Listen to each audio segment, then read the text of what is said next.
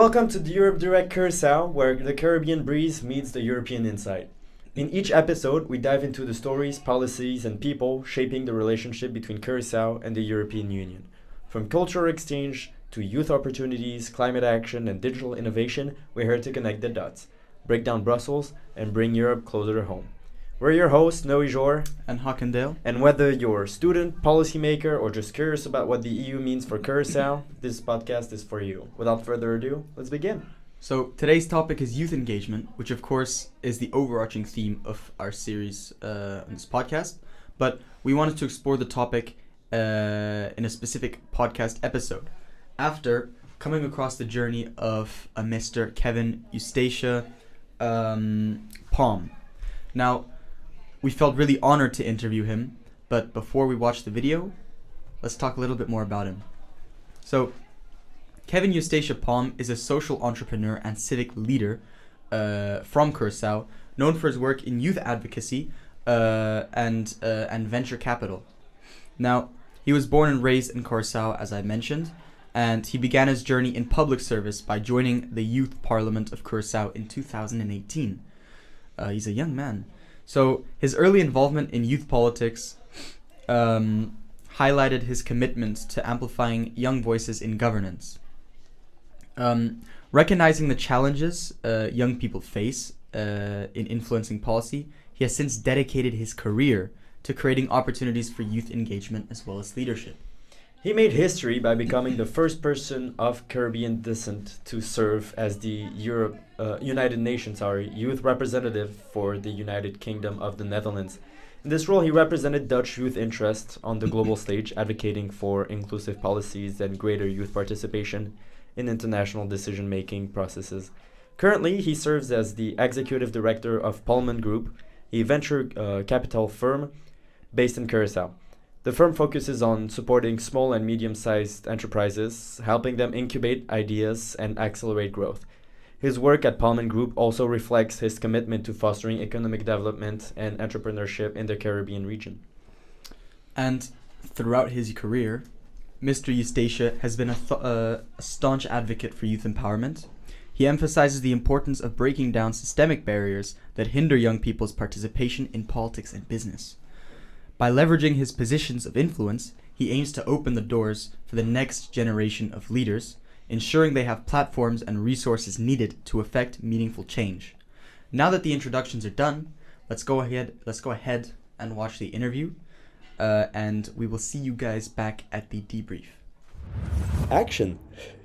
Hi Kevin, how are you doing? I'm doing great. Thank you for the invite. Absolutely. Thank you for doing this interview with us for Europe Direct Curaçao. Would you please start by introducing yourself? Yeah, so my name is Kevin Eustatia Palm. I was born and raised on Curaçao, the most beautiful country in the world, of course. I did my high school there. I studied there. I did live there until I was 19, and then I ended up moving to the Netherlands, just like most people my age do. And I came to the Netherlands to study mostly politics and international relations. I specialized in development cooperation, ended up working for the Ministry of Foreign Affairs here in the Netherlands. I worked on development cooperation and then ended up working on diplomacy at the UN, doing human rights and security. I just switched from that career, and now I'm an executive director at a company also based in Curaçao. So that's a bit about my background. Awesome. Can I ask what school you went to in the Netherlands? I went to TUS too. TUS. Oh, awesome. Yeah, that's why I knew. That's a great school. So, Not biased at all. yeah. So, let's get into it. Our first question is, why is it important to involve the youth of Curaçao in EU-related initiatives, and how can this contribute to their personal and professional development? No, thank you very much for that question. I think it's a really good first question to ask. And I think to answer this, I really want to start with a journey throughout my life and, some hypotheticals.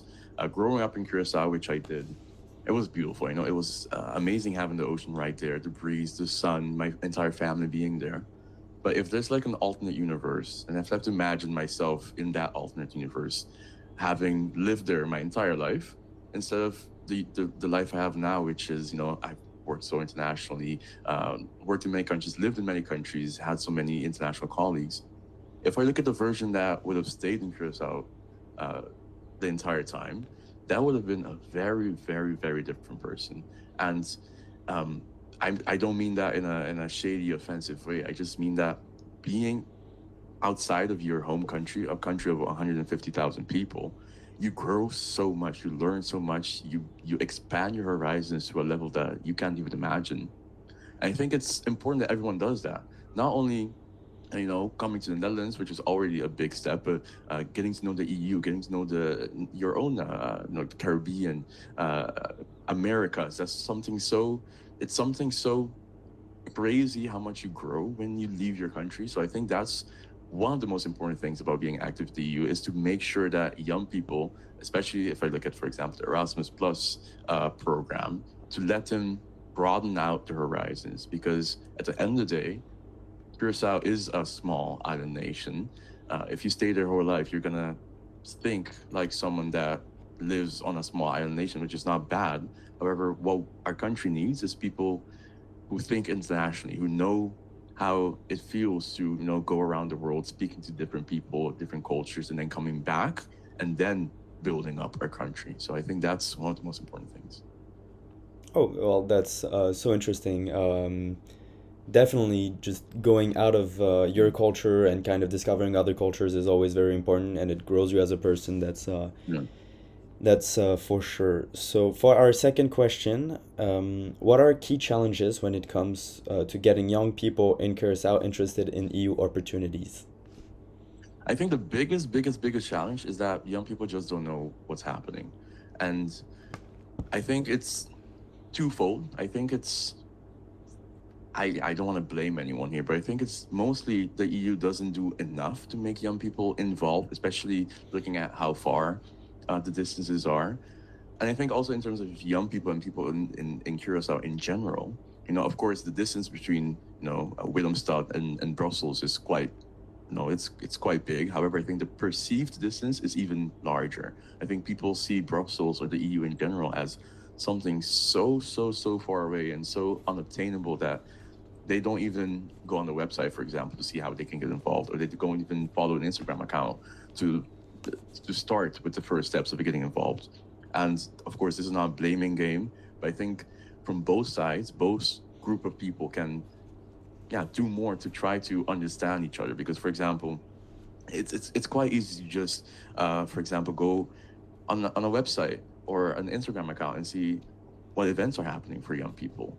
But at the same time, those yeah, those things are not aimed for people in the Caribbean. The EU doesn't even think of people in Curacao when they're thinking, oh, who are we going to market this event to, for example. So I think it's both sides, but at the end of the day, awareness is something so big because if you don't know something is happening, how can you ever get involved or excited? Absolutely, yeah. Definitely, and this is why we're glad to have people like you, Kevin, to kind of represent both the EU and UN and the people of Curacao. It's very important, and Yeah. yeah. So we're gonna be looking a little more into like actual programs. Do you know of any programs that like currently actually exist to engage the youth of Curacao and the Caribbeans in general from the European Union, um, like that exist and that have been promoted in lately in the past few years? No, I definitely do. And I think that's something special about Curacao. And because basically what we are is Curacao is a overseas country and territory. It's what the EU calls the OCTs. So we have access to all the programs, most of the programs, at least, that are aimed at young people. So basically everything that someone, for example, from Slovakia or from the Netherlands or from Belgium has, we also have as Curacao people. So Erasmus Plus, that's something really big that just opened up for our young people recently. Horizon to Europe, which is aimed at researchers and people doing innovation work. That is something incredibly amazing for small universities in the Caribbean, for example. The OCT Youth Network that I haven't personally been in, but I've known several people who have been in it, and it's truly a great initiative but these are programs. But at the end of the day, we also have, events. For example, the European Youth Event happening in a few weeks. That's also something open for people from Curaçao. The YES, the Your Europe, Your Say conference that happens, I would say, every year. Also available for young people from Curaçao. There's so much happening. And that's why I'm very sad that the awareness is quite low, because all these programs also have funding tied to them, most of them at least. And these funding opportunities are also available for our young people in the Caribbean, Caribbean in Curacao at least. So these are some of the key ones. Yeah, absolutely. I'm actually going to the European Youth event. I'm going there too. Hey, maybe we'll see each Yeah. other. Yeah. So, then could you share any success story of yours, or an anecdote of engaging young people in Curacao? Well, obviously your story is, well, kind of answers that. Yeah. Um, but do you have any other, maybe you as a professional, um, stories and anecdotes that you've encountered, that may be relevant Yeah. to the interview, maybe? No, definitely. I think and immediately when I think of the EU, of course, I think about myself, not to be not in a selfish way, but for example, when I was doing my studies, I did an Erasmus exchange in Valencia, Spain, Mm-hmm. and it was absolutely life changing. It was one of the best experiences in my life. I've made friends that to this day we talk to. I go visit them, they come visit me. I just grew so much as a person, and that's also tied to the fact that I left the country that I was living in to go to a completely brand new country, without any friends, any network, any nothing, and just start from scratch. And that it just builds you up as a person. But for me, in my case, that was the second time I was doing it, because I came to the Netherlands also to live and study back in 2020. Mm-hmm. But I think this story happening for someone that was born and raised in Curacao, that studies in Curacao, and didn't go to the Netherlands, this would change their entire world. And I think it's so incredibly powerful, that it's something that we can do now. And I just my excitement, just it's so big, because I truly think that this would change someone's life, because it changed mine, and it wasn't even the first time I was doing it. So someone doing this for the first time, you're gonna come back to your country and you're just gonna be a whole other person. Absolutely, yeah. The open-mindedness on culture, just by Yeah. going to another country and learning a little more, like learning more Yeah. about how life is there, kind of puts everything into perspective, and Exactly. so that's definitely something great. Um, I have two questions left. So, what roles does the Curacauan government play in Yeah. facilitating youth engagement with the EU, and are there areas where support could be strengthened? Definitely. Um, for example, the awareness about the EU opportunities. No, yeah, no, definitely. And I would say I'm always critical of governments, so I definitely have something to say. But I think, of course, awareness, something very important. But they have been doing a good job. For example, with Europe Direct. But I would say it's one step in the right direction. But we shouldn't see that as the end of everything. However, I think the biggest thing that should be, let's say, improved in terms of how our governments work with the EU is that ever since I started being aware of the EU, I've noticed, and to this day I still notice that we as a country and our governments, we see the EU as uh, something that is stagnant. We see ourselves as going along with the waves and the tides of the EU. However, now that I know I have experience at the EU, experience at the UN, I can tell you that that's absolutely not the case, and it shouldn't stay the case. As we have so much space to be like, uh, how can I say this in a metaphorical way? To be like a boulder instead of just swimming with the waves. We can be a boulder in the ocean, because truly, I would love to see my government be like, okay, so this is what our young people are asking for. This is what we need. to improve, how our young people are affected by these EU programs. Let's go to the EU and fix it. Let's go to the Dutch government and the Hague and fix it. Let's do something about it. But that's something I've been missing for forever because, maybe that's due to resources, due to lack of experience, lack of access. But I do see them just as going with the waves and being happy with whatever we get fed, if I can say it like that, instead of just being like, hey, this is what we want, this is what we need. Let's work together to see how we can implement change. Because at the end of the day, the EU also wants to see things work in a more effective, agile way. And at the end of the day, we are also the EU. The EU is what we make of it. And of course, it's not going to be easy to be like, hey, let's implement this change to the project. But it's definitely doable. And I think that's something that our government really has to start taking into account. For sure. Yeah. It's important to, well, both from the personal and the actual like people of Curacao and the governmental like perspective, to kind of take advantage of all the opportunities that can be offered, and also to take more of a active part into creating those opportunities. My last question. So, how can the private sector and non-profit organizations in Curacao work to promote the EU-related opportunities to young people? Yeah, that's a very nice question to end with, because it's something that made me really think, because it's not something you think about on a daily basis. So I'm really happy that you asked that question. And I started with a personal anecdote, and I think I want to end also with a personal anecdote. Back in 2017, when I was part of the youth parliament of Curaçao, I had this amazing opportunity together with Rotary to attend a Model United Nations conference in Trinidad and Tobago, and that was due to them, opening the door for me, and also private sponsors helping along.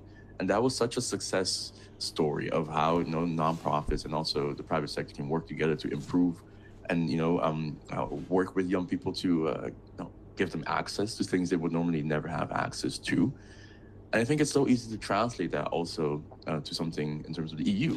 Of course, the MUN had nothing to do with the EU or the actual United Nations, apart from being a model United Nations. But the principle is there. The private sector and nonprofits can definitely work together, and they often do work together already. And we just have to translate that to the EU and see how that makes sense. So it's definitely something that's doable. We just need, let's say our government to be a middleman to connect and build these bridges together.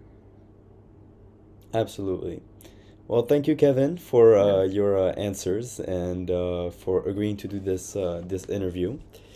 I personally respect and admire everything that you do. I got to look into you while I was doing the research for this interview, and I think it's incredible what you're doing, and the fact that you as a young person have such a journey and such a important story.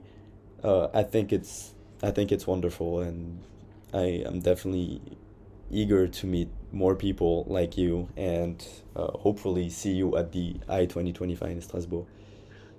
No, thank you so much. Thank you so much. That means the world to me, and it was always my goal to create more people like me too. So by you saying that, it definitely reaffirms my beliefs that what I've been doing has been working.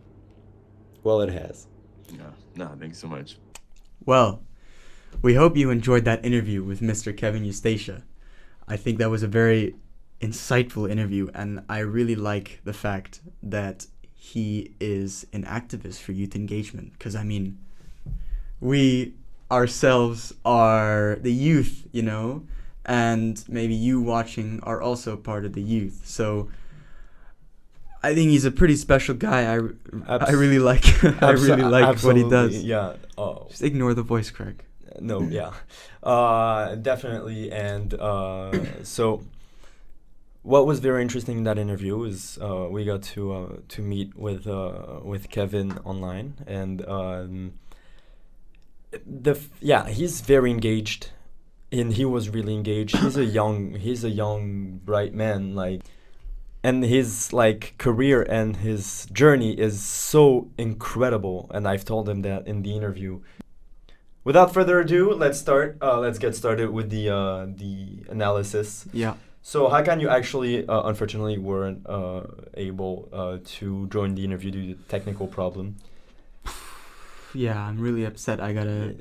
That didn't get to talk to. But that means that for the first time in this podcast, we actually have a person who can react directly on the interview itself. I can. So that's good. So, why don't you talk to us a little bit about the what you thought of the interview, what you thought of Kevin and his work. As I mentioned earlier, I'm really happy to see an activist like him out there, and it's crazy even through his business career, all of that effort that goes into to working in a business, and yet still he managed to find time, and he manages to put so much effort into being an activist, into looking out for youth, into doing all that he does. It takes a lot of will, to say the least, to be a guy like Kevin. So absolutely. And I think on top of that, we can bring up the fact that, well, Kevin was born and bred in Curaçao. Yeah. Brought up in Curaçao as well. And he got to something that we talked about in the interview, but discover new cultures in going to the Netherlands. Yeah. But I think the most interesting part is how he went out of his way and found opportunities and started being an activist and speaking up for his fellow young people, I guess, young people. So that was definitely interesting, and it kind of just shows the importance of making your voice heard, because now he's in a very nice position at the Palm group. Yeah. First of all, congratulations to him. Yeah. And if you're watching this, Kevin, congratulations. Yeah. Congratulations. And so that was really interesting to me. This being said, before I forget, I want to, because we talked about something in the interview, and it was the lack of not marketing, but lack of knowledge on the EU. The EU, what's it called? EU opportunities and programs in Curaçao. So I do have a little bit of a list here that I'll just read real fast, and all of these are available to people in Curaçao. So I'll just speed through that. So first we have the Erasmus Plus program that was recently implemented, that allows people from the program to commute between different schools, and that's a lot about education. Then we have the European Solidarity Corps. Yeah. Which provides opportunities for young people to volunteer in projects across Europe. So also a lot about discovering culture in Europe. Mm-hmm. The OCT Youth Network, Mm-hmm. which engage in EU-related activities and discussions, which brings the youth of Curaçao bringer closer to the European Union. We also have the EU Youth Sounding Board, Curaçao chapter, facilitated by Europe Direct Curaçao, which are also our angels on this podcast. Oh, yeah. Thank you to them. And they allow Caribbean youth to influence the EU external actions and development cooperation. We also have Empower Her projects under the Erasmus Plus program. Empower Her focuses on empowering women and youth professional throughout capacity building and virtual exchanges. So that's very important for the young women watching us. Island of Learning Curaçao. This initiative promotes entrepreneurial skills and lifelong learning through digital platforms and training programs supported by EU's Erasmus Plus program. I have a question for you. Yes. So, obviously there were a lot of things to take away from the interview with Kevin. Yeah. But specifically to you, if there was one thing that you could take away from that interview and maybe apply to yourself, whether it is regarding the business, whether it's regarding all of the volunteering he does, all of the or like what, or like the kind What of would I person. take away? Yeah, but Okay. what would you want to apply to yourself most out of everything he said? So I identify to Kevin a lot because, well, I am at heart a business person, but Okay. both a business and an activist person. I absolutely want to fight for justice. That's very important to me as well. So I admired this guy a lot. Like what he does to me was truly inspiring, and that's what I told him in the interview. So one key takeaway is that you don't wait until opportunities present to you. You go and you get those opportunities. You do everything that you can to reach your goal, in the bounds of the law, obviously. Of course, of course. And that was very interesting to me, and I think that's my key takeaway, because I know like we're supposed to be interviewers and well journalists and ask questions, but what Kevin said really resonated with me. So that would be my key takeaway. Yeah, inspiring stuff. Inspiring, yeah. Okay. Okay. Well, this being said, we're running out of time again. So we hope you enjoyed this episode, and we'll see you for the next one. Yeah, we will. Bye bye.